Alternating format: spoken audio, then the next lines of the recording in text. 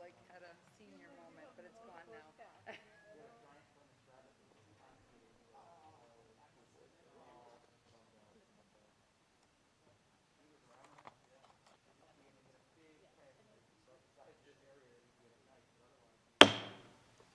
Call the meeting to order at 5:30.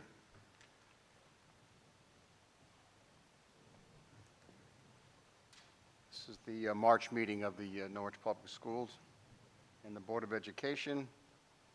Mr. Perry, would you lead us in a Pledge of Allegiance?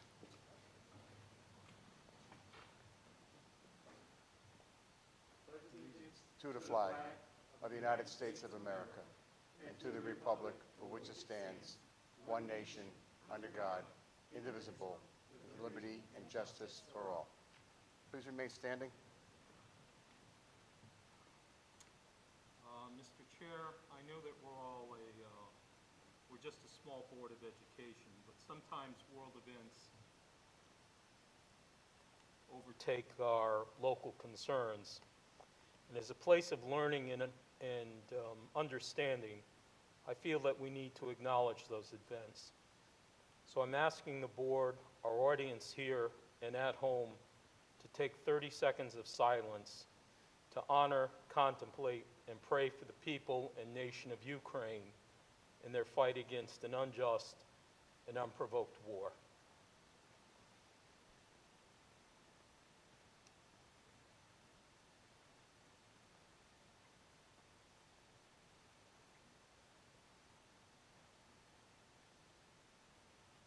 Thank you. Slava Ukraina.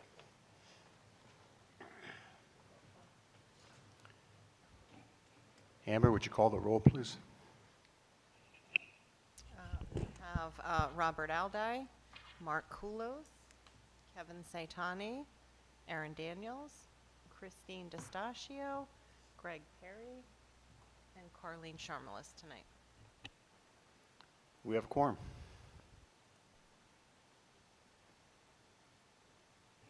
And the next item on the agenda is public comment. President Pro Tem Joe DeLucia from the City Council here. Before you begin, Mr. DeLucia, the board welcomes public comment as it represents an opportunity for the members of the public to express their views to the board on matters within the board's authority. On behalf of the board, I wish to remind those offering comments that, consistent with our bylaws, we ask that speakers limit their comments to 3 minutes, and there is a maximum of 30 minutes for each subject matter. All speakers must maintain appropriate standards of decorum. No boisterous or inappropriate conduct is permitted. We expect comments to be respectful and civil in tone. We do not permit name-calling, raised voices, or vulgarity. All comments must be directed to the board and not to any individual board member or individual member of the administration. As noted, public comment is your opportunity to convey your views to the board, but it is not a question and answer session. The board and the administration will not be responding to questions or engaging with dialogue during the public comment period. The board and the administration will determine whether, when, and how to address questions that arise during the public comment period. Finally, when you come to the microphone, please state your name and address for the record. I now declare public comment open. Mr. DeLucia? Thank you. Good evening, everyone. It's good to see you all. My name is Joseph DeLucia. I am the President Pro Tem of the Norwich City Council at 100 Broadway, Norwich, Connecticut. I'd like to speak to you tonight to applaud the return of the SRO program and of your intention to fund that through your budget. However, I am concerned about how you are funding that. Granted, your budget is merely out of committee and will be taken up tonight, but I'd like you to consider that we have a number of programs that we know that we need to have happen in this city to move us forward. not the least of which is an item that came up during the council strategic planning session last, excuse me, where we discussed at length the need for a grant writer on the city side to support the city, support economic development, support the utility, and support NCDC. Alderman Wilson and I are putting forward a proposal and are in discussions with the city manager to fund that through the ARPA Round 2 money for the next 3 years to, I don't know, well, I do know, it's just the way I want to put it is to test its efficacy, its effectiveness, as I think that we should do with the SRO program. So I encourage you to consider the question. If the need for the SROs, well justified, is at least partially due to our experience under the pandemic and what's going on in our schools because of it, why not fund this using either ESSA funds or other COVID money coming into the city to the board versus putting it immediately into your budget that is borne by the taxpayers? Again, for your consideration, thank you very much for your time. Thank you.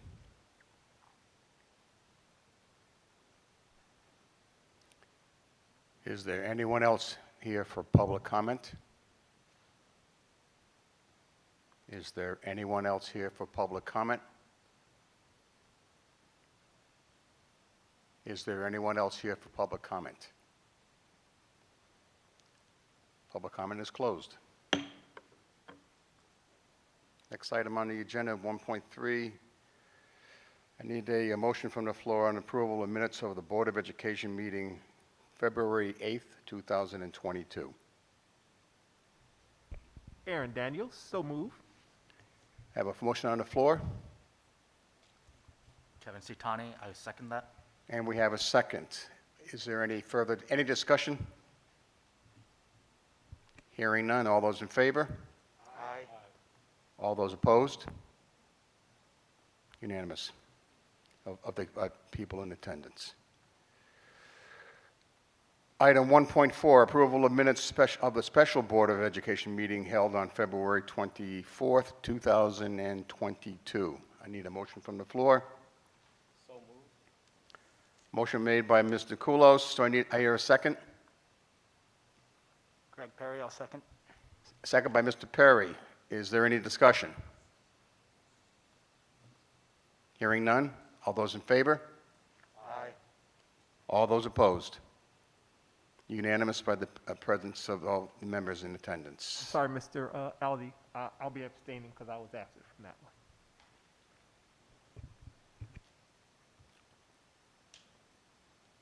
Item number 1.5, under the opening, approval of the minutes of the Emergency Board of Education meeting held on February 26th, 2022. I need a motion from the floor. Aaron Daniels, so move. Is a motion made by Mr. Daniels to approve? Do I have a second? Kevin Sitani, I will second that. Second by Mr. Saintani. Is there any discussion? Hearing none. All those in favor? Aye. All those opposed? So voted and unanimous by the attendance of the current members. All righty. Moving on to reports. Report of the chairman.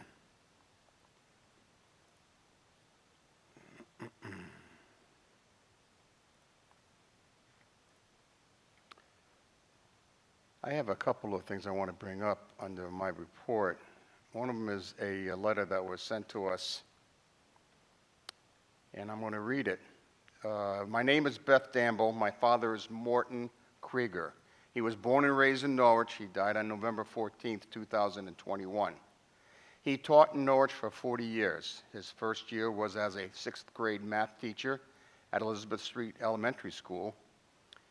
He then taught 39 years at Kelly Junior High, Kelly Middle School as a beloved 8th grade math teacher.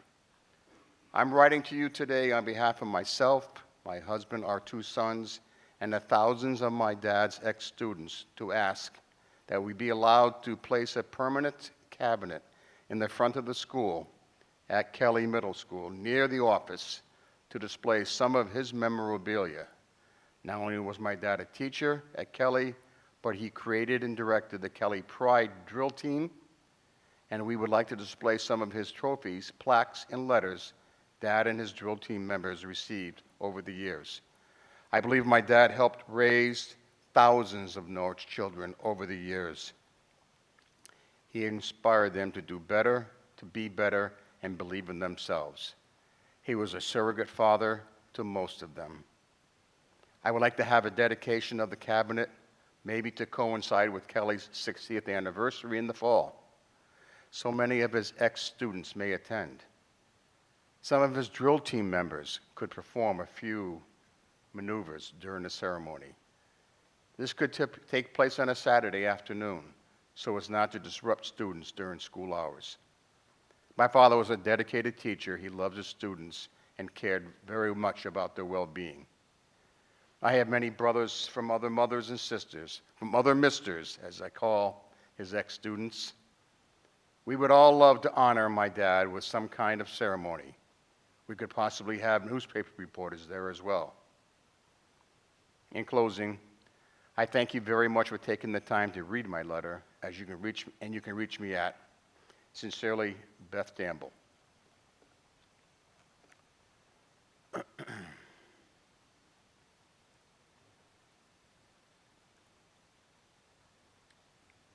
I recently received an email, one of many, from one of our students, and its content was quite magnificent in that I wanted to share that with you because I think it bears a little bit of accolades for this student, although I'm not going to mention his identification.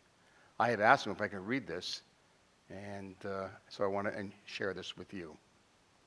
I'm contacting you because I figured since you are the board chair, you can take into account that I have a recommendation or request about the usage of electronic devices at school.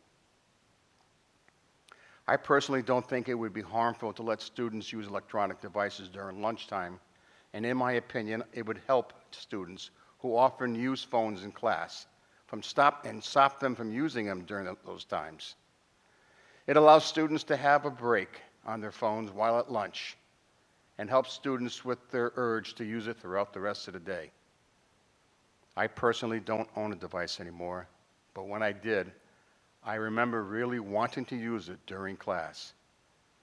When I would take it out for lunch to use it for a bit, it would be confiscated by someone of authority, and it would put me in a bad mood and discourage me for the rest of the day.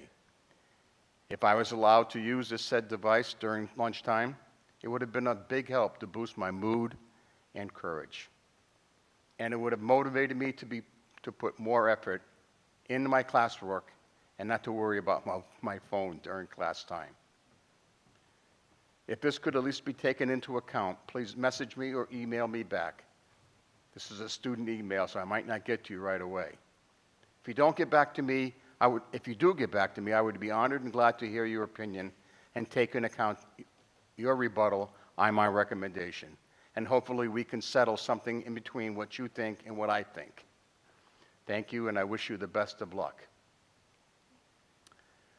Well, this 13-year-old not only wrote and crafted this email, but the punctuation and the clarity is dramatic. I did respond to him, and I have forwarded it to our superintendent. And I think that's it for my report of the chairman. Next up, the report of the superintendent. Thank you. I'd like to start with the awards. The Key Is Me Teacher Award recipient is Tasha Markey, who's a kindergarten teacher at Waquanic. And the thoughts that accompanied this nomination are that Tasha is a tremendous asset to the kindergarten program at Waquanic, has cultivated a community in her classroom that respects each learner, engages her students by building rapport, has been flexible with changes to her grade level partners, and always does her best to support her colleagues. She is heartfelt and has team spirit. Congratulations to Mrs. Markey for your hard work and dedication to your students. The I Make a Difference Award was honoring Brittany Grace, who is a registered behavior technician at Mahan. This person has demonstrated a phenomenal understanding of her role as an RBT, is incredibly kind, considerate, and respectful to all students and staff, quickly develops a rapport with everyone she works with and makes the work environment a better place, is flexible and willing to lend a helping hand in any way she can. Brittany saves the day in some way every day. Congratulations, Brittany. And our You Inspire Me Student Award goes to Elisangela DePina Alves, an 8th grade student at Kelly STEAM, and it was submitted by her ELA teacher, Mr. Brian Valenti. And he writes, hip-hop artist Drake once said, "A goal is just a dream with a deadline." So many of us have an array of dreams that fade without being acted upon. This is not the case for Ellie. Ellie walks into class each day motivated and determined. Her actions are purposeful because she has goals that are going to be accomplished, because that is what Ellie does. She accomplishes her goals. Ellie is not one to procrastinate or use her time in a manner that is considered unwise. In fact, Ellie is one of the most engaged, diligent students on my roster. Her participation in class is consistent. She is also not one to keep her ideas or her insight to herself. She constantly is assisting her peers if asked, and she does it with a smile. What I admire most about Ellie is her work ethic. She knows the expectations of class, what will be expected of her in high school, and she exceeds those expectations regularly.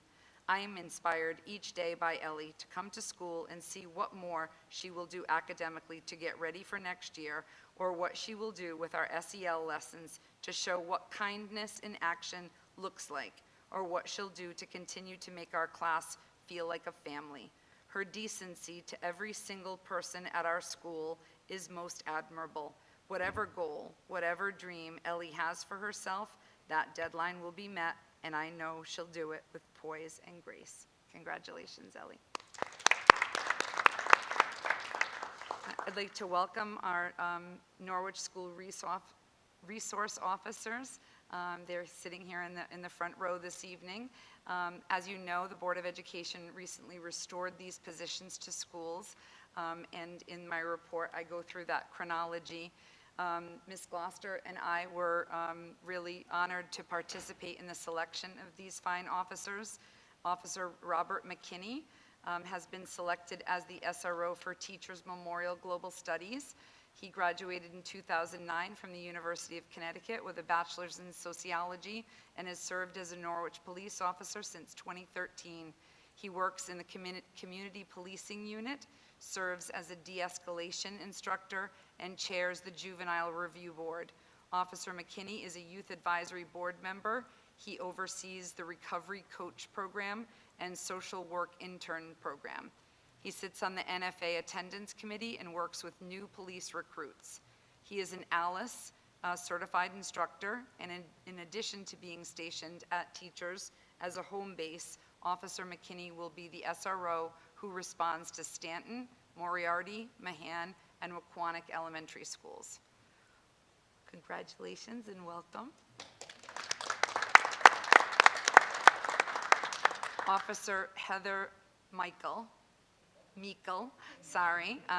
has been selected as the SRO for Kelly STEAM Magnet Middle School. Officer Meikle graduated in 2011 from the University of New Haven with a bachelor's degree in criminal justice and has served as a Norwich police officer since 2013.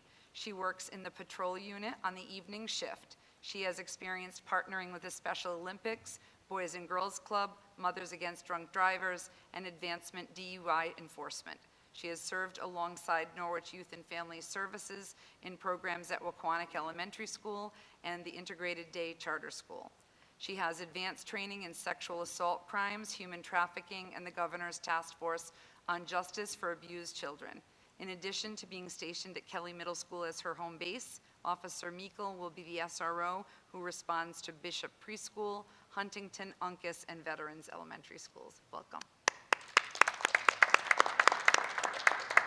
On school days, if either of the SROs are absent due to illness or other personal matters, they'll be replaced for the day by Officer Jared Homond.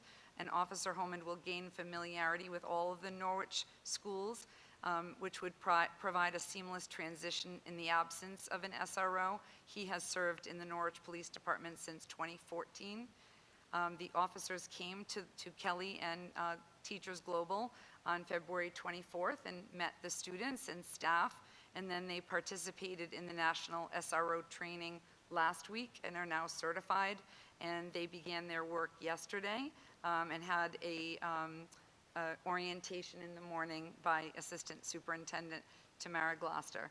You totally don't have to say a few words, but if you'd like to, you're welcome to.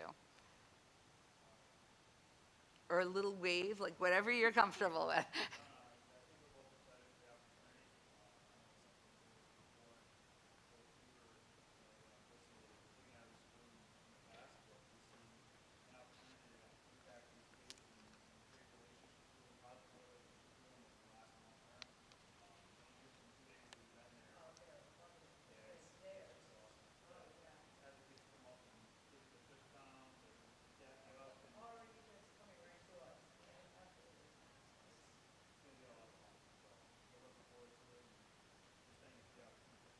Thank you. Thank you for your support. We appreciate it. And you are welcome to stay for the entire meeting if you'd like to, or now could be the time to make a very lovely exit. Up to you. Run while you can. See you tomorrow. Thank you very much. Thank you. In my report, I cover the vaccination rates and the COVID data rates, and I'm not so certain about week 27. That may have to be adjusted. There was a little bit of a change with reporting from one COVID dashboard to another, but it's certainly declined significantly. My next item is the policy committee. I think the most highlighted portions are coming before you as informational and new business items this evening. The policy committee surveyed parents, students, and staff on the subject of school uniforms, and I will be reporting out on that data. We also reviewed the minority educator recruitment plan, and that's before you as a first reading, although it's technically an administrative regulation and can just be brought forward. It was scheduled for a first read. We also have the transgender and gender minority students policy that was forwarded from the policy committee. This was requested, if you recall, last year by the Board of Ed Race Equity Committee. It has been endorsed and is on the agenda this evening for a first reading. There will be a draft policy coming forward or administrative regulation on not permitting visitors to the school who are sex offenders. That's not fully through the policy committee yet because they were focused mostly on the uniform conversation. We are working on reviewing our current policies with a race equity lens. We are revising the current attendance policy to include tardiness and early dismissals. And the policy committee this month reviewed the bylaws of the Board of Ed and matched them to an existing time and date of Board of Ed meetings for the practice for the last decade. It's before you this evening also as a first read. Let me just make sure before I go forward if this is the time that I wanted to highlight the, nope, I'm going to do that a little later. I have individual information on the uniforms. So Ms. Gloucester and I, and you'll see some of this, I believe, also in her report, have spent our days at Teachers Global Middle School. We reset, along with the fantastic team of teachers and staff at the school, the student behavior expectations. And the reset really gained hold since February 3rd, about a week later. There is now consistent discipline and consequence structure, and it's led to a positive culture and climate. It's going to be pretty difficult to lure Tamara and I away from the school now, because we have completely fallen in love with the students and staff. It's just a joy to work there. It's a wonderful school, but you knew that already. We look forward to seeing the kids every day. The worst thing about central office, as lovely as the staff are, there aren't kids there. We're teachers, and that's why we get into this profession to begin with. But the faculty there really work tirelessly on behalf of students, and the children are really incredible. They're creative and imaginative and happy, and they light up our day. 78%, and this was correspondence that I sent to families, 78% of students follow every direction of staff and comply with every expectation every single day without exception. And the staff is really walking the walk and talking the talk of positive behavior systems.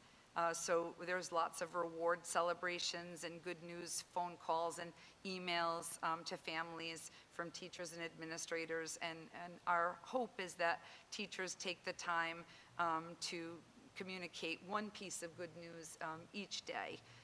There's certainly a lot of good news to go around. We have some students that have had some difficulty and need more support. And so Jamie Bender has, I think, spent every single day there with us, and is making sure that social workers, school psychologists, school counselors, special educators, our BCBAs and RBTs are giving extra support for students who need that. We clarified for the families that teachers assign consequences for classroom infractions. They are documenting that information into PowerSchool and calling or emailing the parent or guardian, because that partnership and communication on a daily basis is really important. Administrators would be the ones who are assigning an in-school or an out-of-school suspension, and what that consequence might be for. We also want to reiterate to the whole community that restorative conferences are essential to this process, because that's the time where one student to another student or a student to a staff member get to make amends and talk about how that action made them feel. So if a teacher put up a bulletin board and spent a lot of time on it with their classroom, and a student, was upset and pulled it all down, that they should maybe help restore that bulletin board and hear from the people who worked on it how important it was to them. And so that's been taking a lot of our staff time, but it's valuable investment. And some of the students have actually stepped up and led some of their own conferences, which of course comes with a good news phone call from Ms. Gloucester or Ms. Bender and I. The children are amazing, and they're just stepping up every single day. We keep reminding of prohibited items. It's a shame when a student in any school brings the prohibited items to school, and so it's important for parents to check backpacks before they get on the bus or they're dropped off. Any kind of item that could look dangerous shouldn't be in school. Toy replicas of weapons or facsimiles of weapons scare other children and shouldn't be in school. Obviously any vape pens, alcohol, drugs, any of that nature shouldn't be anywhere.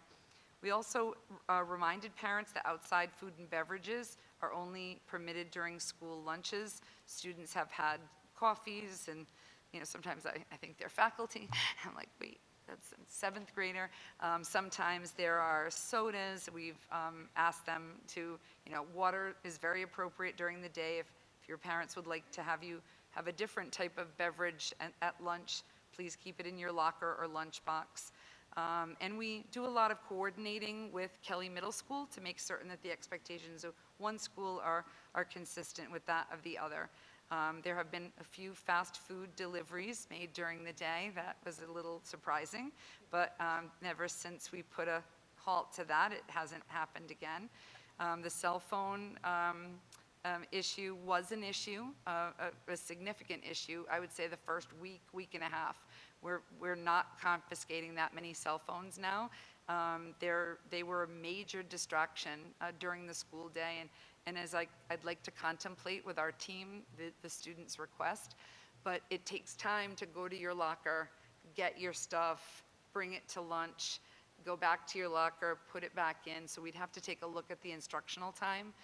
But what we know is confiscating or asking the children to self-hold their cell phones and earpods and Apple Watches in their locker has had what we believe to be a very positive impact on declining cyberbullying and social media, texts and squabbles that come up amongst students during the school day because they're texting each other and posting things on social media instead of attending to class. And so that's not an issue right now. We'd like to keep it that way, but we will, of course. It's great that students use their voice and advocate, and I'm really happy about the punctuation and use of language structures. That's very good.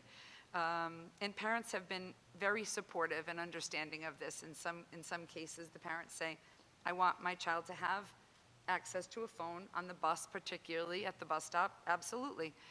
But we also want to make sure that the cell phone stays intact and isn't stolen or broken. So the safest place for it is in the locker. Students always have access to a telephone. They're in the classroom, they're in the main office, they're in the nurse's office. So if they have a need to call home, that is afforded to them.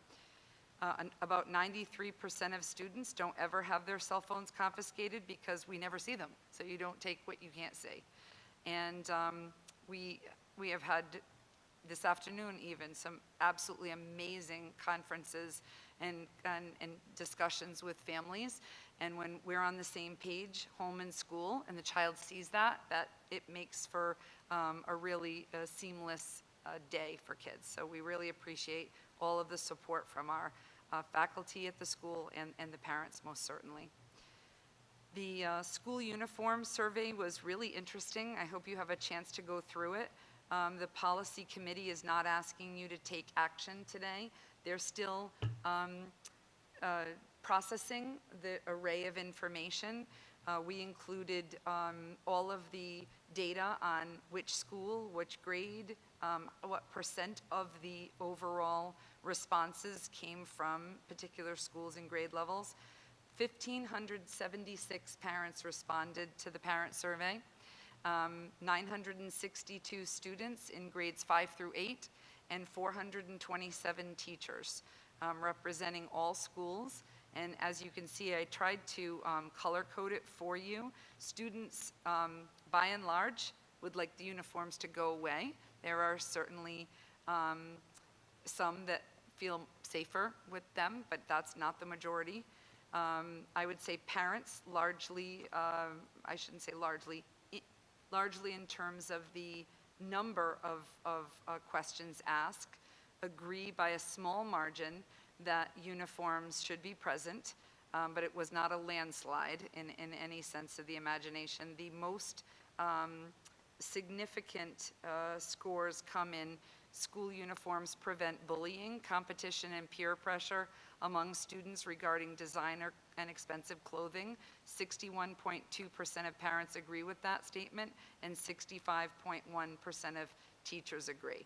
31.8% of students agree. So it was a high vote getter, if you will, across all stakeholders.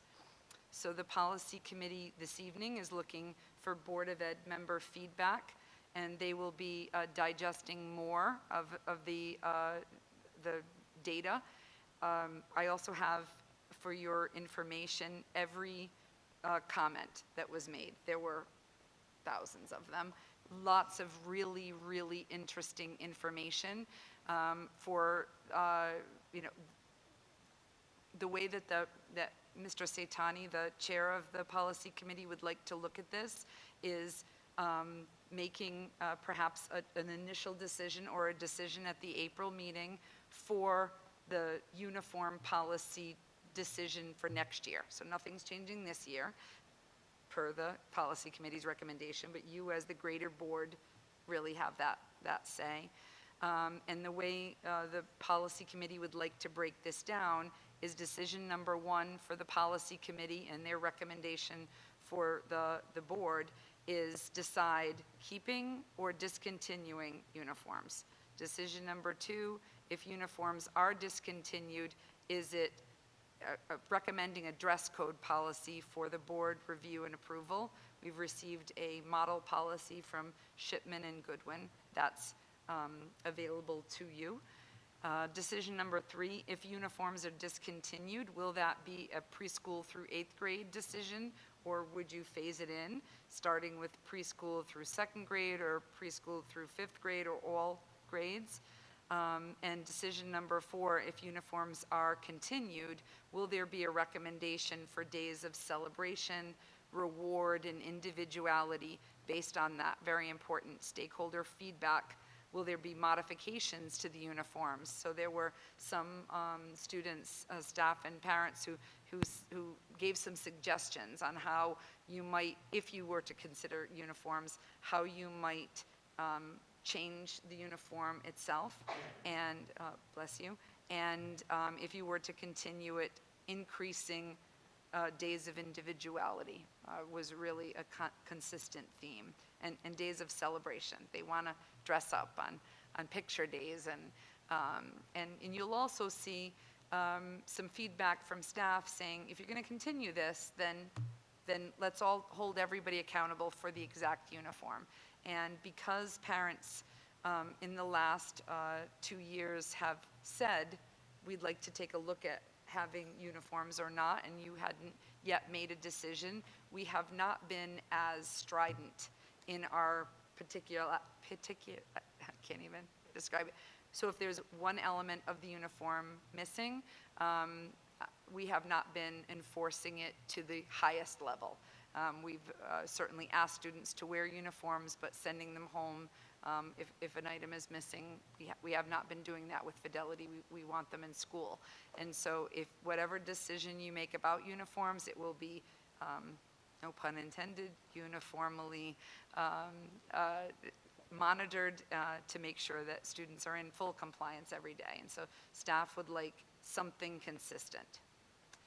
And then I have the events that I attended and are planning to attend, and that is the conclusion of my report.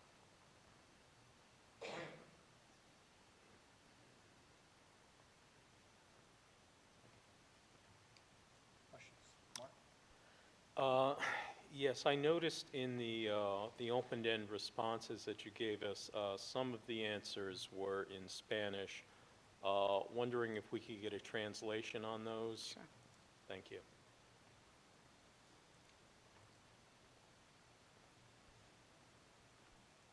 Christine? I just didn't grasp that percentage that you said, Ms. Kristen, regarding the teachers, what the response rate was. Yep.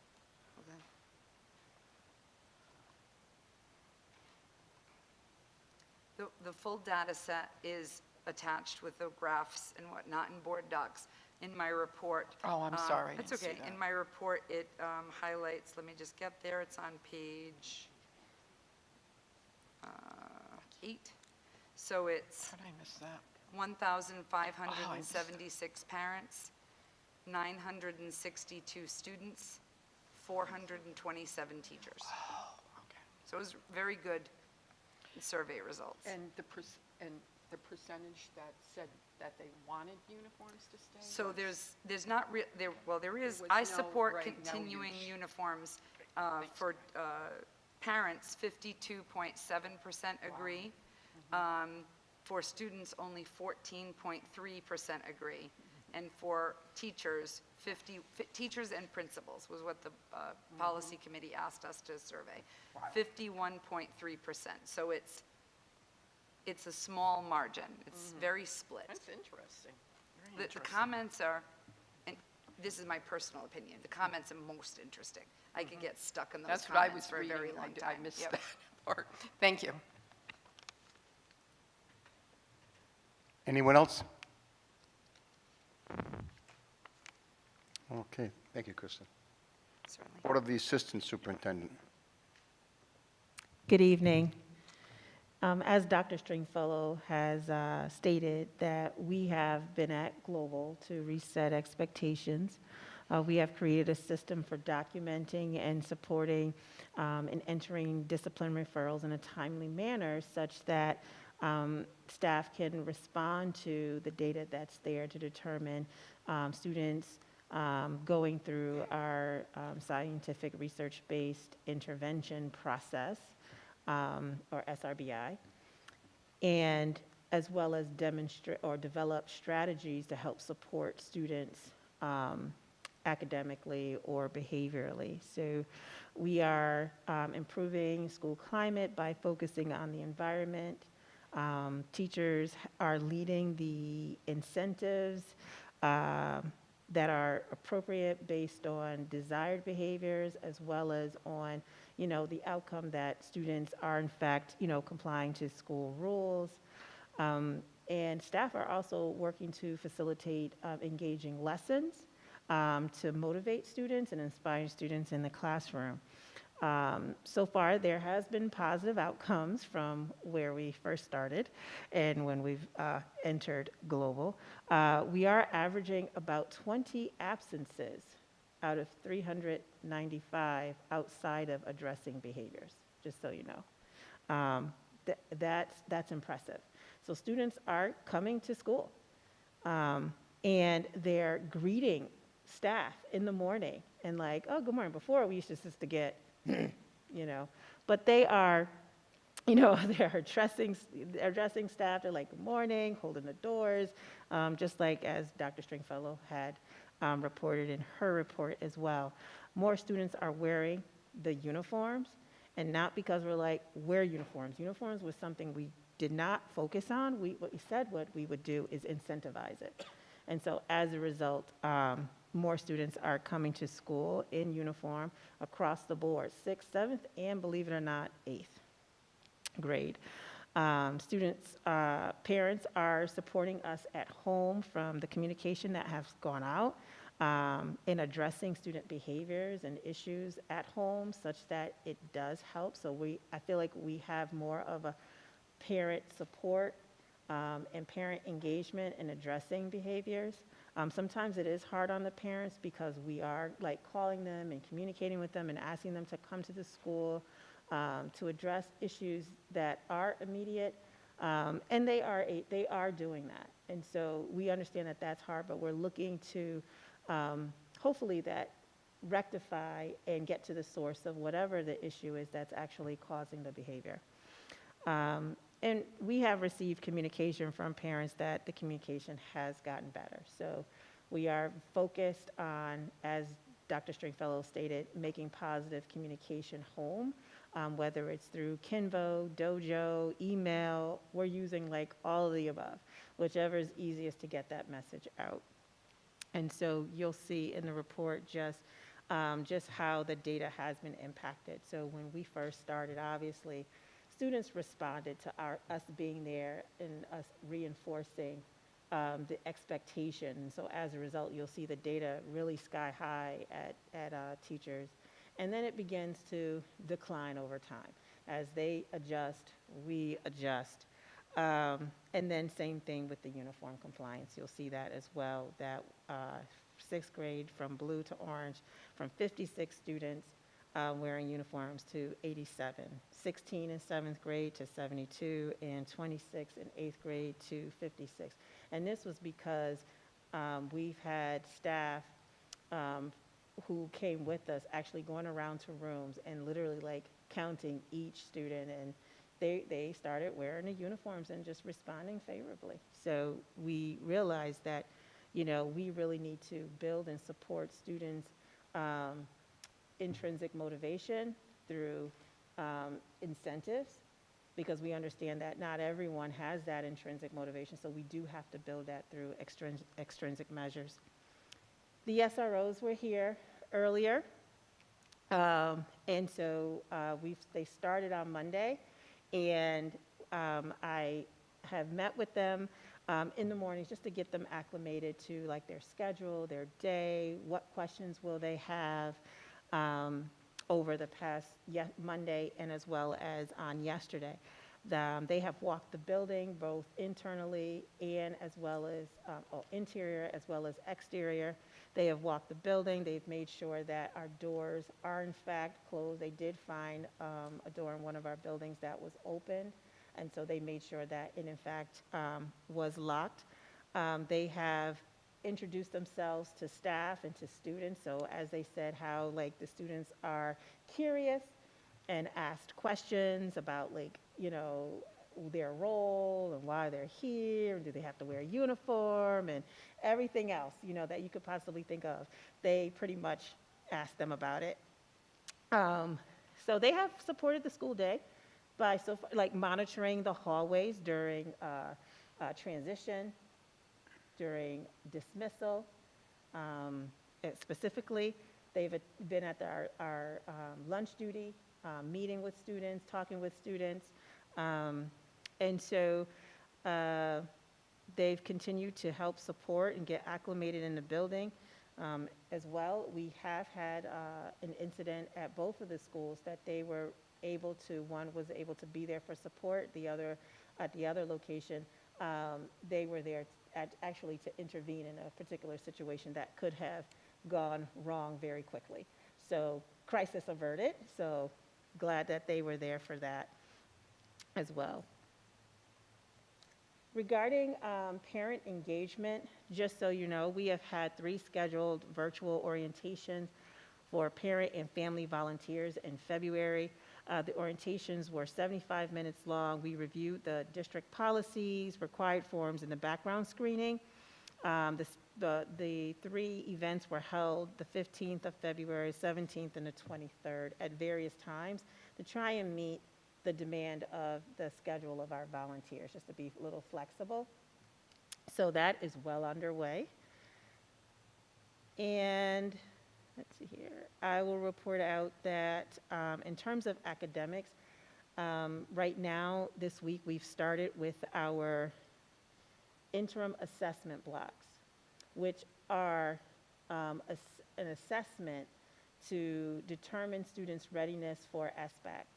At the end of the month, we will start SBAC testing. And so they're practicing what they need to do in order to get ready. So like, for example, like the cell phones came up. They are in the habit of putting them in their lockers, not bring them into the classrooms. And the reason that's so important is because if a student has their cell phone in the classroom, it is considered a breach. And so that gets communicated to CSDE, and then obviously district administration has to step in with addressing that as well. And then the other component to Smarter Balance is that, as you know, there's open-ended questions on the assessment. And so if a student puts something there inappropriate or alarming, we do get notified from CSDE that a student needs our attention. So things like that are important, and in my experience, I have had that happen where a student had responded about self-harm in an open-ended question, and so we did get contacted from CSDE, so that is monitored, just FYI, so I just kind of wanted to put that on your radar. And then with regards to adult ed, we had one of our adult education students, Ming Feng. She was recently recognized for the You Inspire Me Award. And in addition, recently she was recognized and awarded the Student Learner of the Year Award by the Connecticut Association for Adult and Continuing Education. So that's huge. So I just wanted to report that out as well. And lastly, or not lastly, because I have two more things. March 11th is our PD, so no school for students, but it will be a work day and a learning day for us, for staff. And in terms of grants, our extended day, we had an extended school hours mini grant where a portion of that was used to offer grants to our community-based organizations in the amount of $5,000 per school that they chose to work with. And so Norwich Rec Department submitted 2 requests and was approved. It was to offer like a dance program at a couple of our elementary schools, and as well as a soccer program. The Girl Scouts, they will be at, Huntington, Mahana, Moriarty, Uncas, and Veterans for STEM. And then, of course, the last one we have is Community Level Up, who will be offering financial literacy to our students. So that concludes my report, and I open up for questions.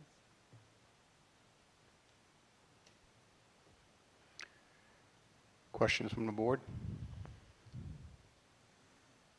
Christine?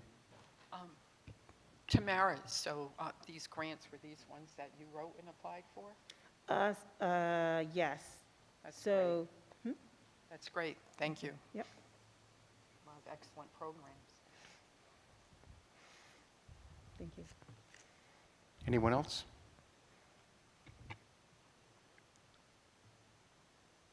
All right. Report of the Director of Student Services. Okay, good evening, everyone. Per usual, I kind of give you a little snippet of the indicators that the State Department and federal government kind of measure our services for students with disabilities. And tonight I'm going to focus on probably my favorite indicator, and that is how we address our students for transition services.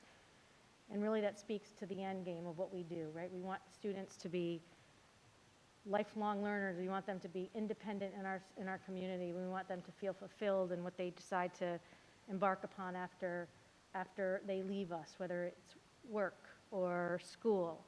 And so that indicator, as you'll see there, indicator 13, you can see that we have 342 students that are aged 14 through 21. We know that we now need to serve students until they're 22 if it's appropriate.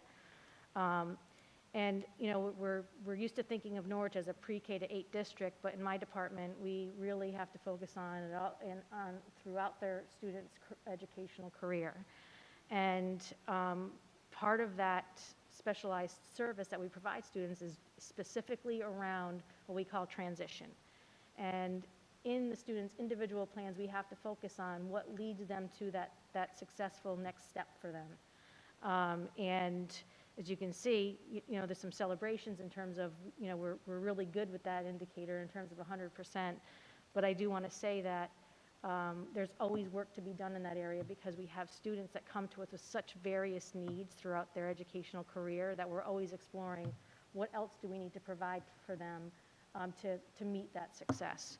And that's the work of primarily Tom Dufour and our Norwich Transition Academy. As an example, we have several sites that the Norwich Transition Academy utilizes, and Tom's always looking for other opportunities to build upon. And most recent, I think he was able to have an agreement with Chick-fil-A as another restaurant that we can partner with. It was a challenging time during the COVID closures for getting to the outside of those kinds of settings, but Tom was able to arrange different kinds of experiences for our students, and we're really proud that we were able to have in-person types of opportunities for our kids for that year especially. Also, that last year I talked to you about how we might have had an influx of students because of that new law that went through, and that we had to educate students through their up until they're 22, and we did. Throughout this year, however, we have had students exit, move, find other ventures that they wanted to embark upon.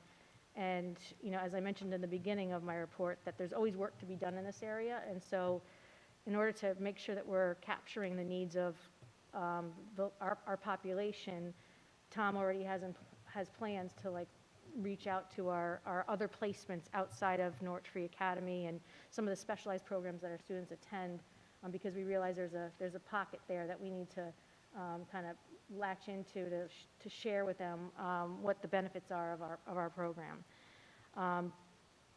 As a result of that need that we talked about last year, you know that we've moved. We've moved from that 201 Hickory site to K Street, and you know, it was quite a move, you know, in terms of like the logistics and trying to ensure that we had the right equipment. We definitely knew that we needed a larger kitchen, because if you've ever been to the old Transition Academy, you know, we're working with a space as big as this table to try to instruct kids on how to manage that part of it. So we're really proud of what we've been able to do at the new site on K Street. So we're ready to show it off. And included in your packet tonight is an invitation on the 23rd of March, and I encourage you to come. It's 5:30 to 7 in an open house format. We are also going to have a couple of adult agencies there, Department of Developmental Services and Department of Rehabilitative Services, that are really instrumental in helping kids go to that next step after they've met that 22 mark or earlier if appropriate. So I invite you and, you know, the community at large, parents certainly that are curious about our program. I know that we're talking about 14 to 22 predominantly, but I fully believe that it's never too early to talk about independence and how we want students to become as independent as they can through those developmental milestones. So even parents of our younger children who are curious, I would encourage you to visit as well. So that's 23rd from 5:30 to 7. Any questions? Yes. Do you know the number for K Street, like where? So it just says K Street, I don't know the actual number. Does it have it on the invitation? No, it's not there.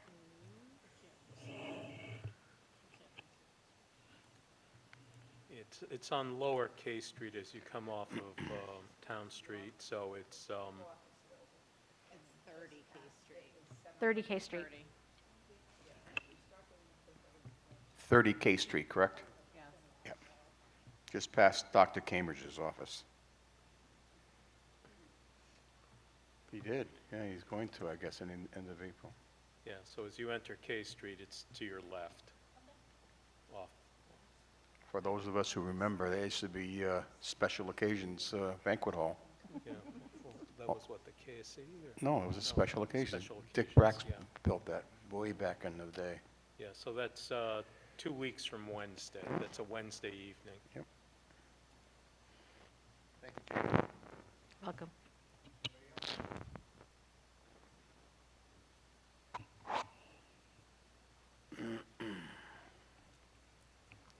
Report of the business administrator.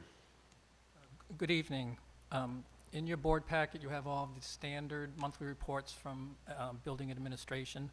Tonight, I'm going to talk about 3 of my favorite areas, numbers, athletics, and facilities. I do have a few slides, that's why the projector's on, but I'm going to start with the fun stuff first, and that's athletics.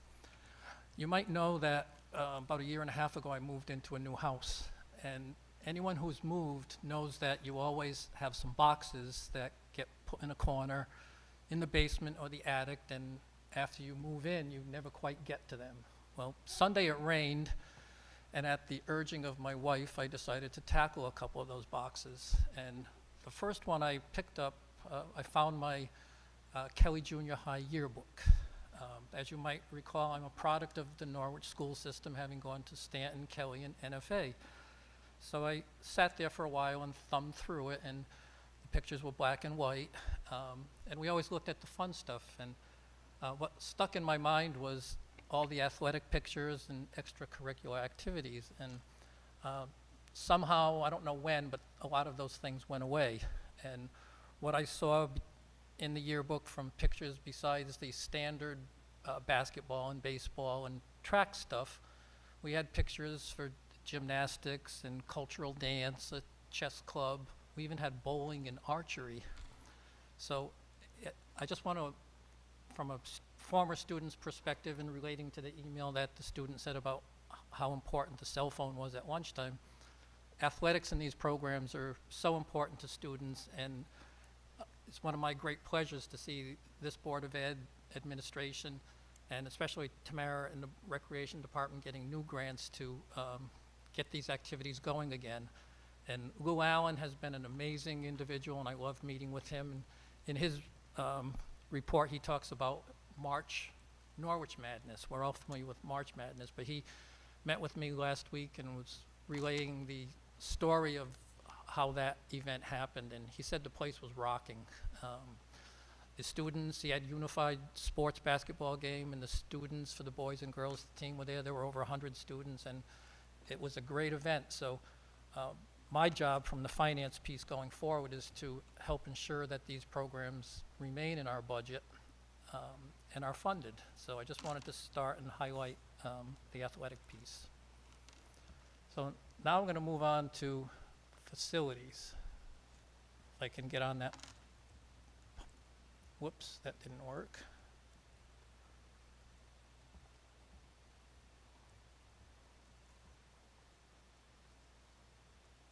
Okay.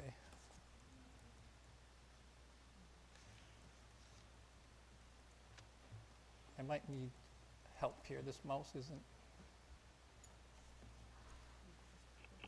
Yep, right there. Okay, then slide.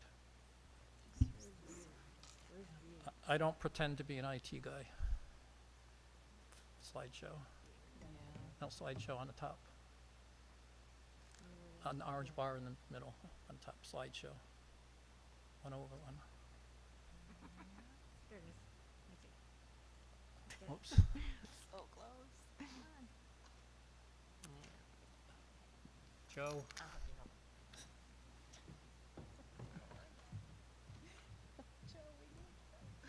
Okay. All right. Thank you. Sorry about that. As you know, some of our facilities have had issues, and a few years ago, some of our boilers were identified as having issues.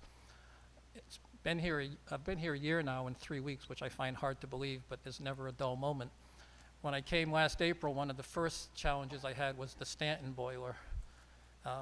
Now, at the end of my first year, we have another new challenge that happened on Friday, and that's the boilers at Teachers. Received a phone call Friday from our facilities director and NPU that the middle boiler died.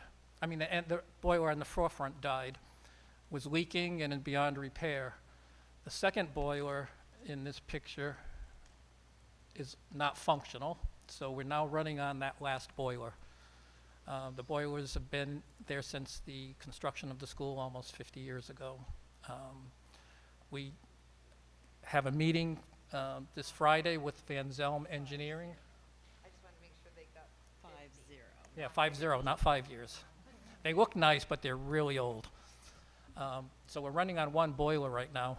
So if you had to have a disaster from a boiler standpoint, I suppose this is a good time because it's the end of the heating season and it's not September.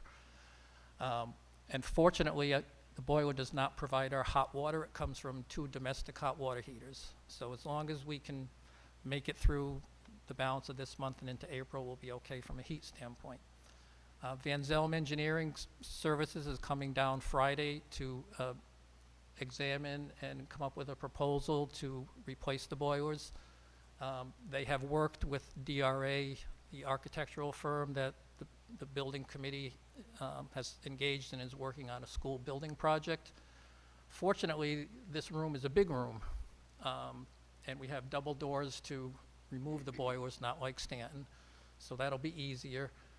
So we can't wait until a building project is underway to replace these boilers. So Van Zelm will work with DRA to find out what might be in store for this building in the future so that whatever we do design and put in place won't be wasted money. It can be utilized and either added onto or properly sized at this point in time.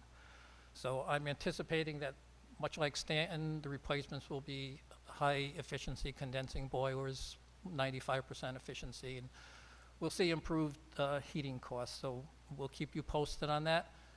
This will be an expensive project. Right now, I'm looking at 3 potential ways of funding it. One would be the non-lapsing fund, but that would be my least desirable way. We might be able to possibly fund it from this year's operating budget, depending on where we stand. So I'll know more about that once we get proposals in place, and once I have do a formal estimate at year end. And then fortunately, in Governor Lamont's budget proposal before the state, he has an allocation in there for $90 million for school HVAC upgrades, and that does include boilers. It includes replacing, upgrading, or repairing boilers and other heating and ventilation components, replacing controls and technology systems related to HVAC. So from a timing standpoint, the legislative session ends May 4th, so we'll know whether that's approved or not, and I'm assuming this would be an approved project, so we will try and seek funding from that source first if it's possible. I might also suspect that it could be a matching combination deal where state funds plus local funds, so we'll see where all that goes, but we do have the means to pay for it. I'm guessing this process, hopefully we could get the boilers actually being installed in early summer. So if you have any questions related to the boilers, I'll take them now. The real irony, it is the warmest building I have ever been in 34 years of education. It is really warm in that building. And just to show you, this is the section that's cracked. There's probably about 20 of these cast iron sections. Wow. It's leaking. The contents is probably all leaked out now, and it's going into the floor drain. So that was our Friday adventure. If no other questions, I'll move on to the budget. I just wanted to make a comment. We were speaking about that non-lapsing fund, and then this happened like 2 days Yes. after, right? Or Well, something. The ironic part is we were discussing boilers a day or two before this happened and trying to predict which would Right. go next, and this came up. But I'm happy they're going to work with DRA so that it's something that we Yes. can hopefully build on as we come And to I'm some fruition anticipating of this there's enough. project. The new boilers are so much smaller, there's plenty of space, we won't fill the space. Right. And there'll be, I'm depending on sure. what might happen, we can meet the current needs and the future needs. I just find that's part of the issue with us adding to schools or taking down schools, whatever we end up doing, is that people keep thinking of teachers or like Moriarty as being newer schools, when it isn't. Like you said, it's 50 years, and these things have far outlasted their lifetime, and it's just amazing they've lasted this long. Thank you. Just as a reminder, 3 years ago, we had Garland Roofing and NPU and a vendor went through every building and gave a status report on the facilities to the Board of Ed, which we shared with the City Council. And when Bob, was celebrating his victory at Stanton, I reminded him that there are other boilers in like almost every school except this school that were just not as bad as Stanton. And the roofs and the handicap accessibility and the elevator issues, et cetera. And so if anyone in the community is interested in looking at that data, it's in the facilities group for the city. It's in the public folder, all of those audits. And it's concerning. It was certainly concerning to me as a new superintendent, but it gives you a sense of these items are just going to keep coming up until and unless something is done about the facilities. And we have such a good reimbursement from the state because we're an urban district that there is a cost share that all of Connecticut can be helping the Norwich residents with. And just thought I would mention that. Yeah, I've got good news, bad news. Let's say the bad news first is the supply chain issue. So hopefully they have things in stock and we're not waiting 18 months or 24 months for parts to install a new boiler. However, once we do install them, the efficiency factor should save us a tremendous amount on energy costs, and the payoff would, come fairly quickly to replace those boilers. So that's the good news, that our energy savings should be tremendous on a new boiler compared to something that's Yeah, well, 50 years old. Thank you, Mark. Those are both valid points. And with the Stanton boiler, we did run into a supply issue as far as 2 of the pumps go. We had to, because there was a 16-week lead time and we were in August, September, we had to upgrade 2 of the pumps that run the system, and it cost us an extra $5,000, but there was no option. Okay, I'll move on to the budget. Before I put the slides up, I just want to talk a few minutes about the process. This is my first full budget process that I've gone through. I came in last year at the tail end of it. And Norwich has a unique process that I think is great. Most Board of Educations have a budget subcommittee, and there are 2 or 3 members that go to it. On here, the full board goes, and I think that's wonderful because this is a big number. It's in any community, the school budget is the largest piece of any town or city budget. And what's also equally great is there are 2 city council members who come to every budget subcommittee meeting, and that's unusual too. So, and then after this, once the board approves the budget, it proceeds on to the ad hoc committee. And I just think that's a great process. The questions that come out of the meetings are really good, and we spent many hours doing this. It would be very hard to have a half-hour presentation on the budget and the committee to the board make a good decision on it. So I think that's a great process. Okay, I'm not going to, the people who attended all those board meetings know how many slides and handouts and all the material. I only have 7. The numbers haven't changed, but I just wanted to highlight some of the big numbers. It's an $88,346,890 budget, a $2 million change, and it represents a 2.32% increase over the existing 21-22 approved budget.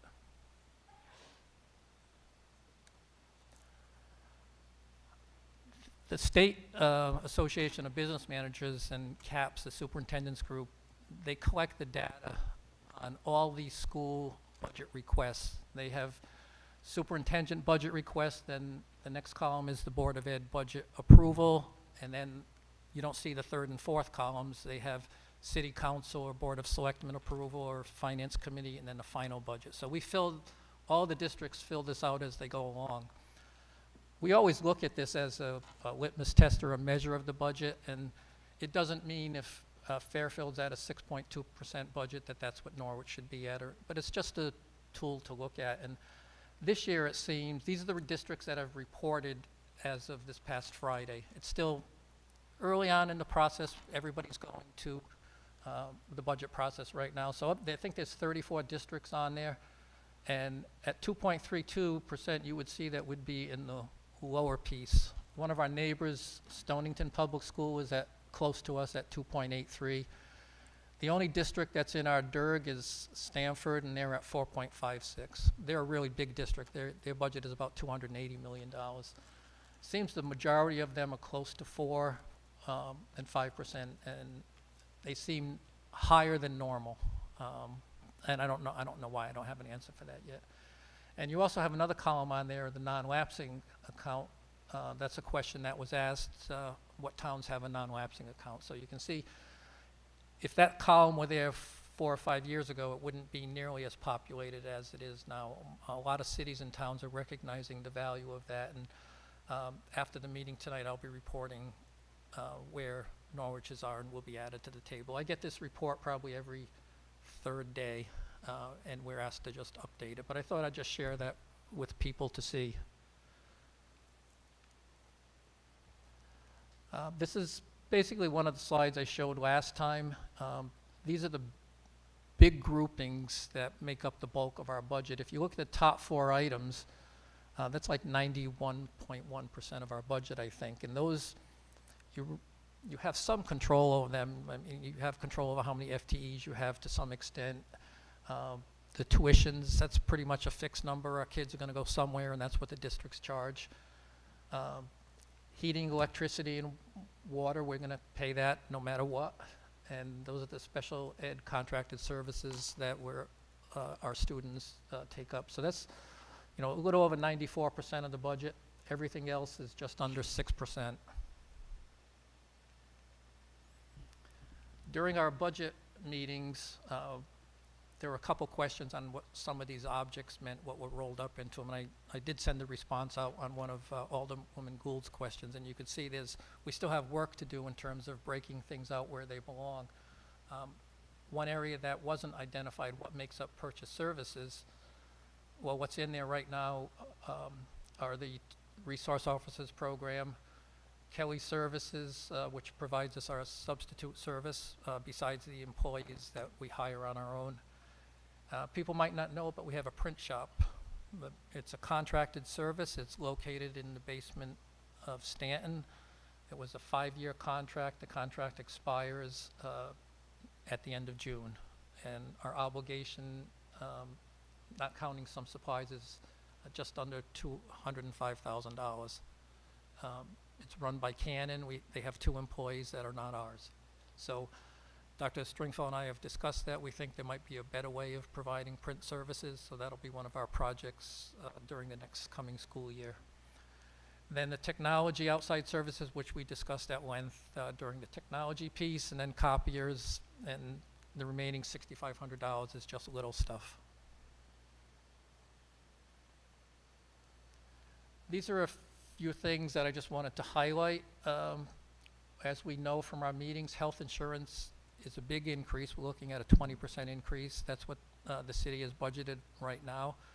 We'll be having a meeting in a couple of weeks with our broker and Anthem after we have another month's claims in to see if that number might improve. So that could change by the time a budget is finalized. The next piece is not part of our operating budget, but it's important to the district and it's important to the city, and we need to discuss it. It's the ECS portion that gets funded through the Alliance grant. It doesn't have an impact on the operating budget, but right now the current legislation has an increase of $1,316,000 in it. Governor Lamont has proposed an adjustment to that, reducing it down to just under $915,000. He would do this by delaying some of the scheduled increases to towns like Norwich, so that towns that are scheduled to have a decrease could be held harmless for 1 more year. We're scheduled to have increases every year up through, I believe, 2028. He would propose delaying that to 2030, so we wouldn't lose the $400-some thousand. It would just be pushed out further down in the future. The legislative session is expected to end on May 4th, so we will know where that stands probably by May 4th. And then I've already talked about the $90 million allocation that he also has in the budget. So those 3 things could have impact on us as an overall district for next year. And then this is, I'm not going to go with this line by line item. The next 2 slides are simply the object detail that gets you to the $88 million. So I think that's the end of my budget presentation for tonight.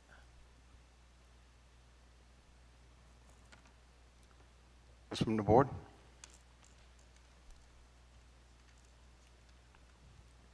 Bob, you mentioned the figures for the insurance are not really solidified and won't be for probably a couple more weeks. And that it could alter our budget before the date that the city council, we meet with the city council, which is on April the 12th, I believe, which also happens to be a meeting night. Okay.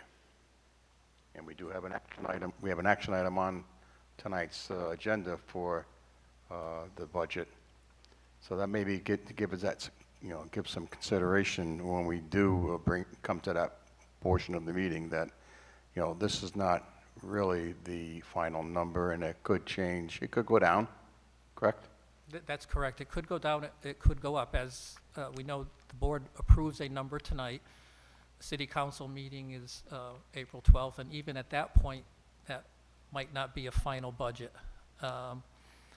Last year, I think by town charter, and we have some excellent people who might have a reference point on this, I believe the final vote on the budget is in June at the city council meeting then. So changes can be made up in the budget up until that point, both up and down. And if we find out some information that would be favorable to the budget or make the budget go in a bad direction, there's ways to adjust it. Okay. Mark? So the teacher's boiler, that shouldn't affect next year's budget? No. Not that you know of? That'll be outside. All right. My hope is that in a perfect world, the legislative body will approve Governor Lamont's request, project will qualify, the timing is good, we'll submit funding, and if not, hopefully we might have funds to pay for it out of the operating budget by making some adjustments. We'll wait and see how big the number is going to be. For perspective, the Stanton boilers came in at about $355,000. This is a larger school, so it could be a little more. Now, would it just be replacing the one, or is it replacing the Well, inactive and the one that broke? They'll the remove two? all three of them, most likely, and replace right. them, most likely with either 2 or 3 high-efficiency, small condensing gas boilers. So it would be replacing Yes. everything at once? Yeah, we're not going to, even though the one that's 50 years old is working, we're not keeping it. No. But the way it was explained to us initially 3 years ago is that in order for the system to run properly, all 3 boilers need to be working at the same time. They're not like a working boiler and a backup. I mean, certainly they do. Right. Once Well, one yeah, fails, if- the first one has failed long before I came here. And so we were operating on 2, and one was, I think the quote was like chugging along 3 Right, years because ago. you're putting stress, Right. unneeded stress on something that's not designed to carry that extra load.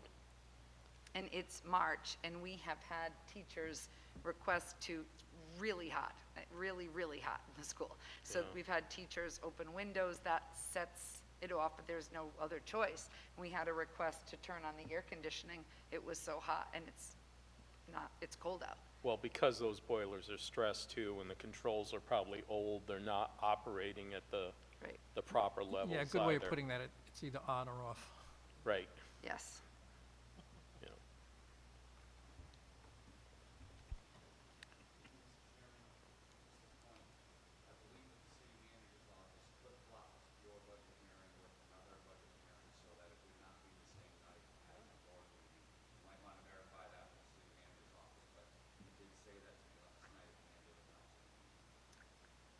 So maybe if you take an action item, do it conditional on the fact that if it stayed the same, because what Mr. Lucia is saying actually happened, I'll look and see if I was notified.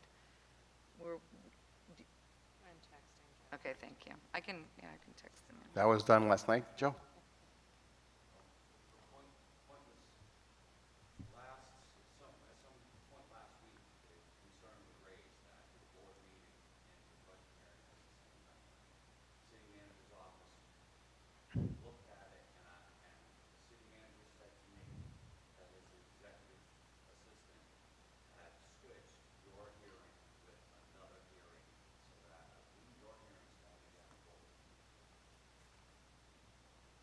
Okay, thank you.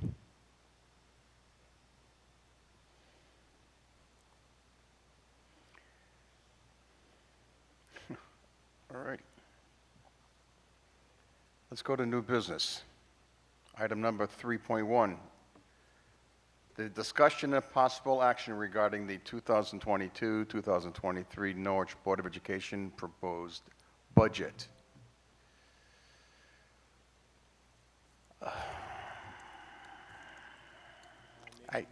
Go ahead. I make a motion that we approve the budget as proposed by the business administrator was, what, 88 million something?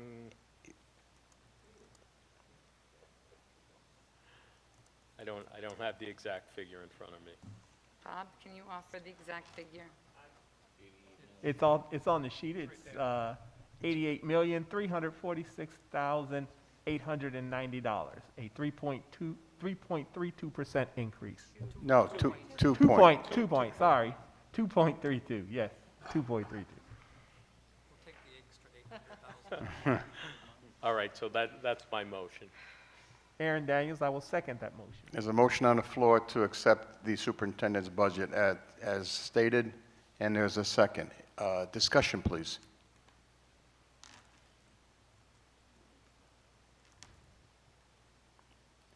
Hearing none. All those in favor signify by aye. Aye. Aye.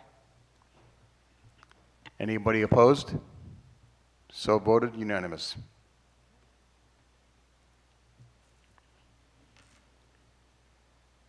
On the agenda is a discussion and possible action regarding the date for the April Board of Education meeting, which now we have been told may not be a conflict with the Board of Ed presentation to the City Council and the meeting. So, I would suggest that we make the motion contingent upon the word from the city manager's office. I just asked him. I'm sorry. And he said, he said, we can adjust your date. I said, our Board of Ed meeting is on the 12th. Can we be on the 11th? And he said, yes. Okay. Did you say the 14th? I thought he said the 14th. He did. But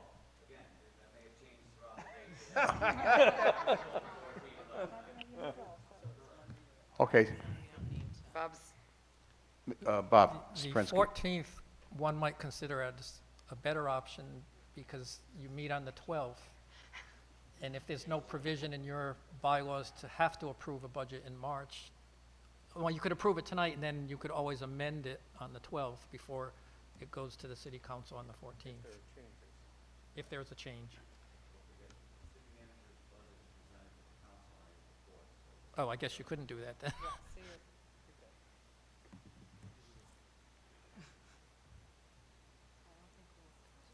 So I believe this action item really is a moot point. Yes. Okay. Moving on to 3.3, first read of the policy regarding protections and support for transgender and gender minority students. This is the first read and will be voted upon at the April meeting.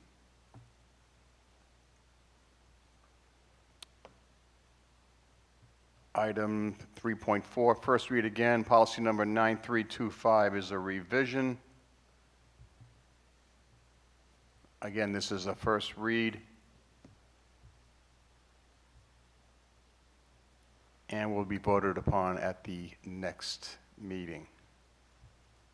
Carleen. Just had a quick question. If the policy committee took into consideration the special meeting or the emergency meeting, the 72 hours for when the minutes shall be filed with the city clerks, because I'm just thinking about the fact that we had an emergency meeting scheduled on a Saturday, which is not a regular business day. So I don't know if you guys had discussed that or if that is just the norm. Address that. I think the regulations for special and emergency meetings are not necessarily a function of your bylaws. They're stated in your bylaws, but they're predicated on what the advertisement requirements are. And so we did not discuss that at the policy meeting that I recall. Okay.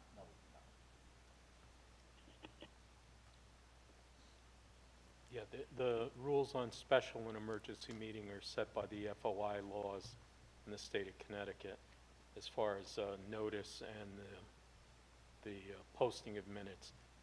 The posting of minutes on an emergency both special and emergency meetings are required, well, more so for the emergency than the special.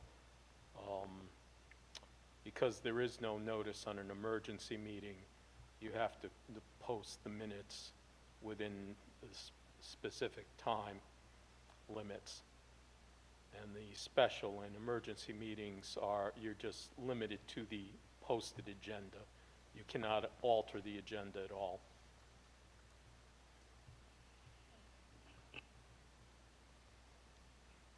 And under new business, item number 3.5, also a first read, a new policy concerning the minority educator recruitment plan. Like this is first read only and will be voted upon at the April meeting. Yes. Let's make a small change to the language. Instead of all of the different number bullets saying the board will, I would like to suggest that maybe we say something along the line like the board shall direct the superintendent and the equity director to, and then develop, maintain, so forth. Which line? I'm sorry. All of them. Yeah, they're Yeah. all starting with the board will, and I think she's saying that we should take out will and change it just for context meaning. So in the minority educator recruitment plan, almost all of the numbers say the board will develop, the board will maintain, the board will participate. And the suggestion was the board shall direct the superintendent and equity director to develop, maintain, and participate. We can make that change.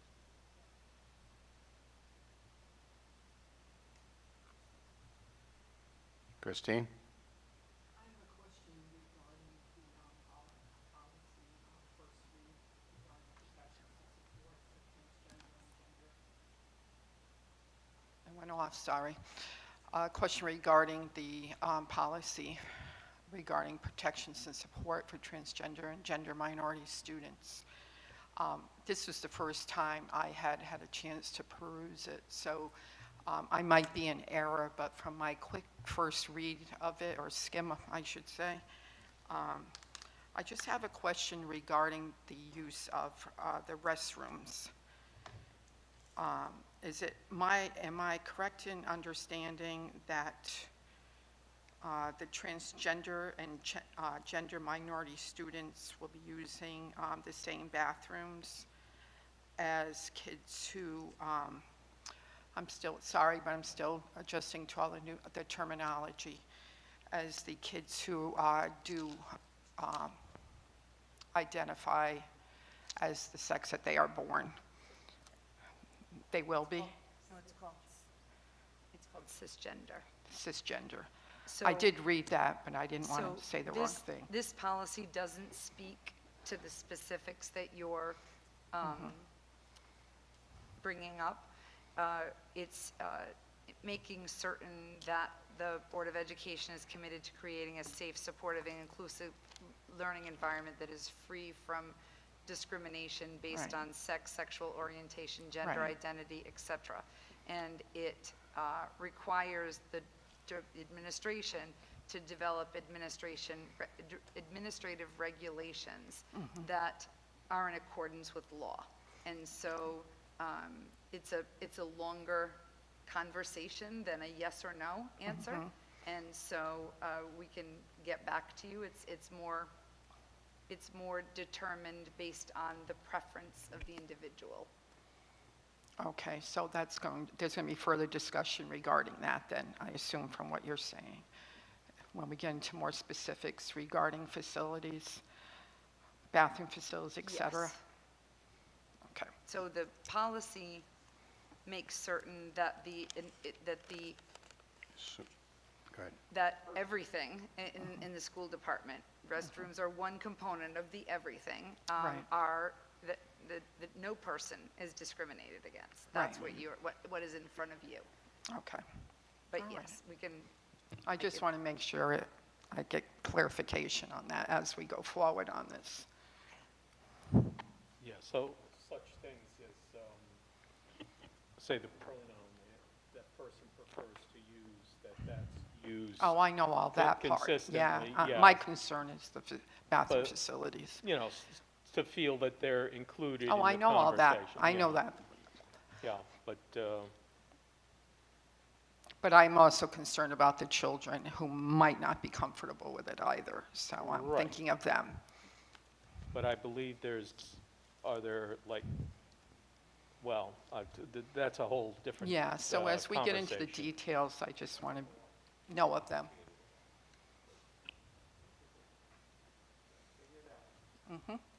Thank you. You're welcome. Moving on to unfinished business. The item that we have in front of us is the approval of the school calendar 2022, 2023. I'll now entertain a motion. Aaron Daniels, I move to approve the Norwich Public School calendar for the 2022-2023 school year. Have a motion on the floor by Mr. Daniels, second by Mr. Sektani. Is there any discussion? Carleen? I had a quick question for the April 2023 board meeting. As it reads right now on the calendar, a meeting is scheduled to take place on the 18th. I wanted to know what the rationale was for skipping a regular scheduled board meeting. It would have been the 11th.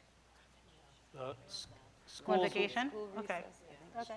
School recess, schools will be closed, so probably you. custodian wouldn't be available. Okay. Any other discussion? Hearing none. All those in favor? All those opposed? And so voted, unanimous. Okay. Committee reports. Budget Expenditure Committee, I think we've, all we need to hear from the Budget Expenditure Committee. Let's see here. City Council and Board of Education Ad Hoc Budget Committee, once we get one that approve our budget, that will now energize the ad hoc committees and their meetings. Negotiation Committee. Negotiation committee, we're still negotiating with the food service workers and the para-educators. Hope to start with administrative assistants later in the year. Policy Committee. Kevin Zitani speaking. The Policy Committee members met on March 2nd. It was a good meeting, as usual. We spoke mostly on the uniform policy, and the superintendent has provided and shared the survey data with the committee, and has also done so tonight. And then, of course, we talked about changing the meeting, the Board of Education meeting times as well.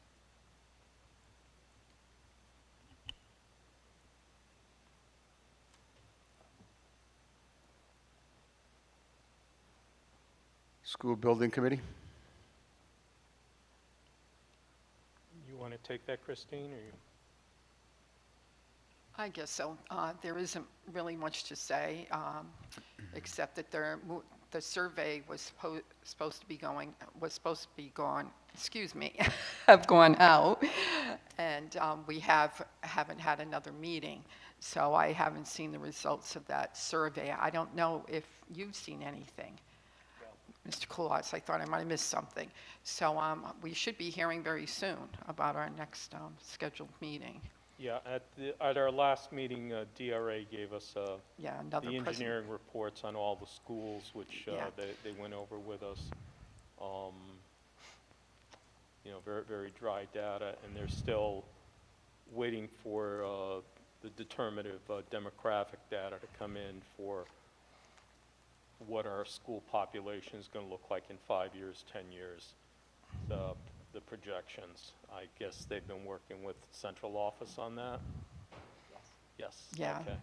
So Jerry that's putting us a McKibben. The only little thing- bit behind in the process. The only thing he's missing is a visual map of the attendance zones. And Amber and Stefan have been working, I Yeah. think with the city planner, might have that visual map of the school attendance zones, but they have all the data.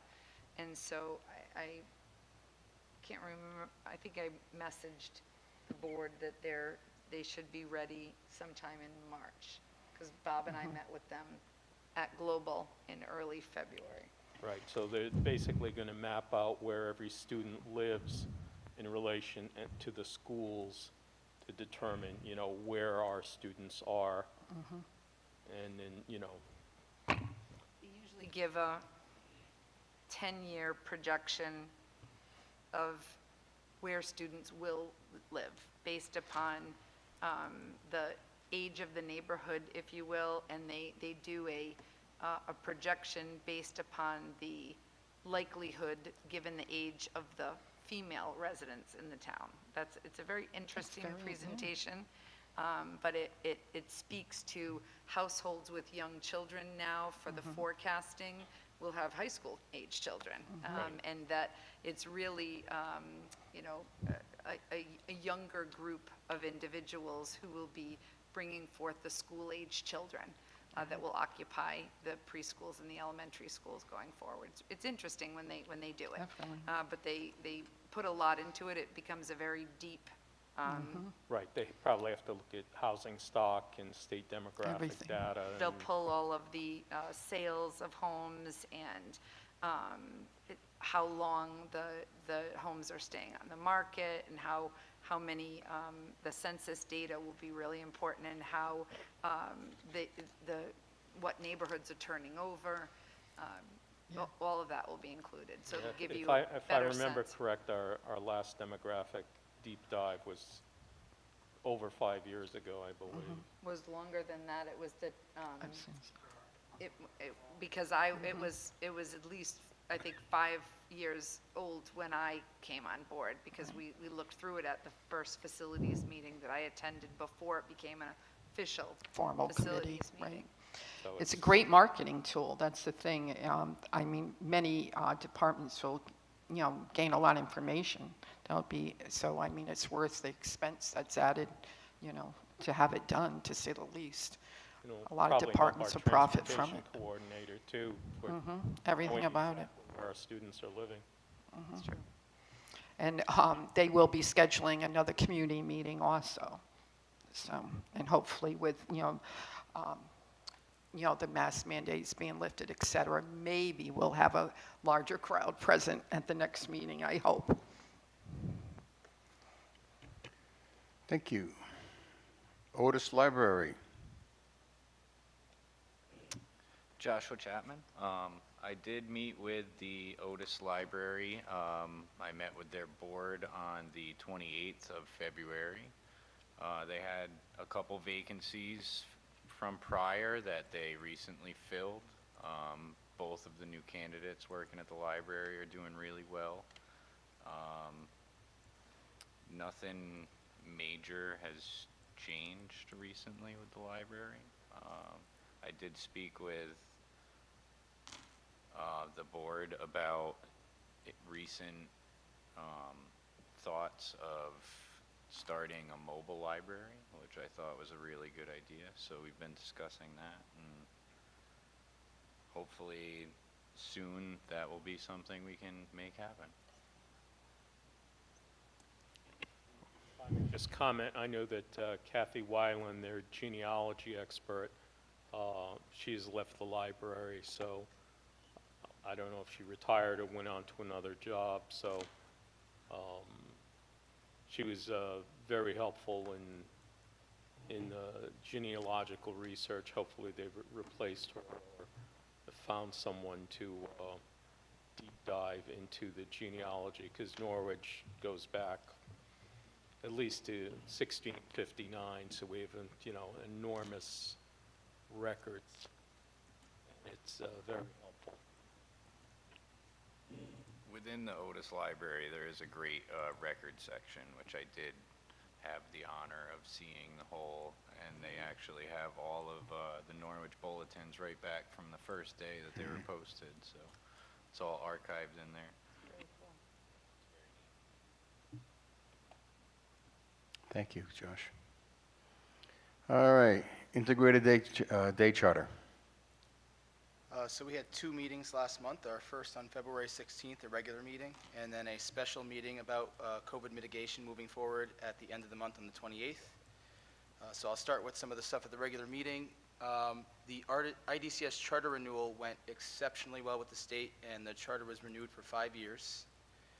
We are currently working on the 2022-2023 calendar, and that should be ready for our meeting next month. We'll probably have that done. Then the Safety Committee met on Monday, 2/28, to discuss COVID mitigation strategies and also the results of parent surveys, staff surveys, and all of that stuff. The mask mandate, which was originally sent to expire on March 31st, was unanimously voted on February 28th to make masks optionals on March 1st. And I sent this as a Google Doc to everyone earlier, and there's a copy of the letter that was sent to parents based on there. Then most of the other conversations at the meetings have been related to COVID and just making sure that we have everything in place to keep students, staff, and families safe. And so it's still kind of a fluid situation. Like when I first wrote this, we still had dividers in the lunchroom, but then as of yesterday, those are now optional, so some things are still changing. But we're trying to get people back into the schools, volunteers in, a lot of our tenets like Small School and Learning Buddies, going full steam again as we get through the end of the school year.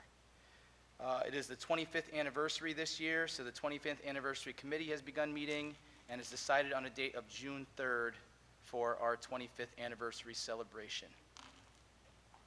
And we have the staff versus student basketball game will be held on Wednesday, March 23rd, the same as the open house for the Transition Academy, unfortunately. And if there's any other questions or anything else you'd like me to report back to the IDCS board, let me know. Thank you, Greg. As far as the NFA liaison, I attended their meeting on the 15th of February. It was held mostly in person or via or virtually. Held it at the Sachem campus. The members, the trustees were given a grand tour of all the ongoings and inner workings of Sachem campus and what's all the work they put into it. It was, other than that, they're having the same problems that we're having with staffing, and their mask mandate was lifted on March 1st. So then they went into executive session, and lo and behold, the big bomb came. Brian Kelly is leaving his post as superintendent of NFA. He's going to finish out this year and next, and give NFA a decent chance to find a suitable superintendent for the school. I had no idea this was coming, but I'm sure there's there is extremely a lot of people that are very disappointed. He's done very well for NFA, and the partnership that he has developed with the board and our superintendent is above and beyond what anybody could ever expect. So I wish them good luck. Their search committee finds that they're the right person for the job, someone who has the same qualities and traits and vision as Dr. Kelly has. Learn. Mr. Chair, as you can see, I posted a report. Yep. The most important thing I want everybody to pull out of there is that Groton recently has gone through a consolidation of their schools for all the same reasons. So if we're looking for some insight down that road, we don't have to go too far to, we don't have to reinvent the wheel, is all I'm saying. The rest of it, if you have any questions, just let me know. Thank you. All right, continue on to item number 6 on the agenda, board reports. Are there any other board reports to bring forward tonight?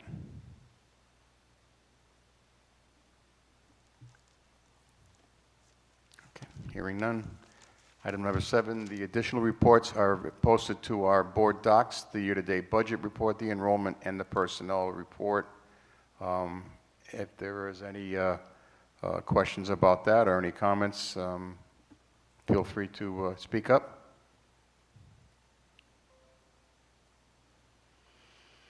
All right, and hearing none. Item number 8, executive session. Pursuant to Connecticut General Statute 1-200, members of the Board of Education move to go into executive session for discussion of a memorandum of understanding with the Norwich Teachers League.